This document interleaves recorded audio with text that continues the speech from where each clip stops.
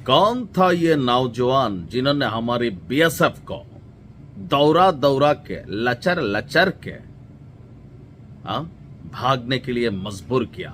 मत रहो, कौन है वो?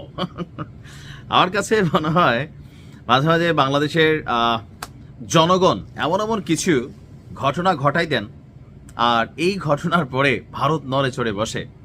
দেখেন, সীমান্তে আওয়ামী লীগ থাকুক আর ডক্টর ইউনূসের সরকার থাকুক, আমাদের ওই রকম শক্তিমত্তা প্রদর্শন আমরা কখনো দেখি নাই ভারতের বিপরীতে জবাবটা দিতে। আমাদের লোকবল সংকট আছে, মেশিনারির সংকট আছে, বাট এটার রিকভারিং করার চেষ্টা করছে সরকার। তবে ভাই, ঝামেলাতে পড়ি আমরা। ধরেন, ডক্টর ইউনূসের কোনো পরিবার তো বিএসএফ এর কাছে ধাওয়া খায় নাই, উপদেষ্টা আসিফের কোনো পরিবারের ধাওয়া খায় নাই, আসিফ নজরুলের ধাওয়া খায় নাই, হাসনাত সার্জিসদের পরিবার ধাওয়া খায় না, বা বিএনপির আওয়ামী লীগের যারা এমপি মন্ত্রী আছেন তাদের পরিবার ধাওয়া খায় না। ধাওয়া খায় কারা?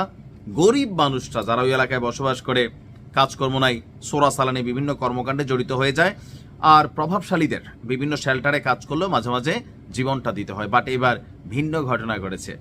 জনগণ দৌড়াইয়া এমন দৌড়ানি দিছে, বাবিও আমিও গেছলাম, তুমি কি তা লইয়া গেলা?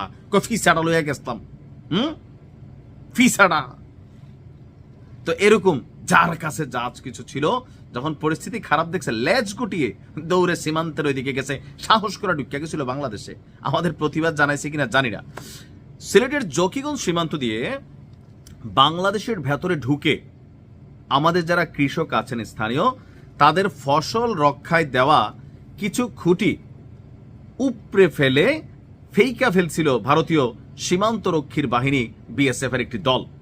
বিষয়টি দেখে স্থানীয় লোকজন প্রতিবাদ জানান। দুই পক্ষের মধ্যে বাকবিতণ্ডার এক পর্যায়ে বিএসএফ সদস্যরা একটি স্পিড বোটে করে এলাকা ছেড়ে চলে যান। এখন কেন চলে যান? কারণ সেখানে জনগণ হালকা ধোলাই দেওয়ার জন্য প্রস্তুতি নিয়েই ফেলছিল, বা এখন তো বোঝেনি যে একটা সিচুয়েশন চলছে। জকিগঞ্জের মানিকপুরে গতকালকে আপনার মানিকপুর ইউনিয়নের রসুলপুর সীমান্তে কিতাবা সিলেটি অগলতা খনরা আছে ও এলাকার জানাইও কমেন্টের মাধ্যমে। তো এই দেখা যায় যে বিএসএফ এর 4 জন সদস্য সীমান্ত অতিক্রম করে নদীর পারে প্রবেশ করে এবং কৃষকদের ফসল রক্ষায় স্থাপিত খুঁটিগুলো উপড়ে ফেলেন। বিষয়টি দেখে স্থানীয় লোকজন প্রতিবাদ জানালে দুই পক্ষের মধ্যে এখানে চরম উত্তেজনা তৈরি হয়। এক পর্যায়ে পরিস্থিতি খারাপ দেখে বিএসএফ সদস্যরা একটি স্পিড বোট করে সীমান্ত এলাকা থেকে পালিয়ে যায়। আর আমাদের বর্ডার গার্ড বাংলাদেশ অর্থাৎ বিজিবির 19 ব্যাটালিয়নের অধিনায়ক লেফটেন্যান্ট কর্নেল মোহাম্মদ জুবাইর ভাই বলছেন, ঘটনার পরপরই পরিস্থিতিকে শান্ত করতে আমরা বিএসএফ এর সাথে পতাকা বৈঠকে বসেছি, যেখানে বাংলাদেশের সীমান্তে বিএসএফ এর প্রবেশের ঘটনার তীব্র প্রতিবাদ জানিয়েছি। যাক, প্রতিবাদ হয়েছে। এমনকি ভবিষ্যতে যাতে এই ধরনের ঘটনা না ঘটে সেজন্য বিএসএফ কে কড়া সতর্কবার্তা দেওয়া হয়েছে।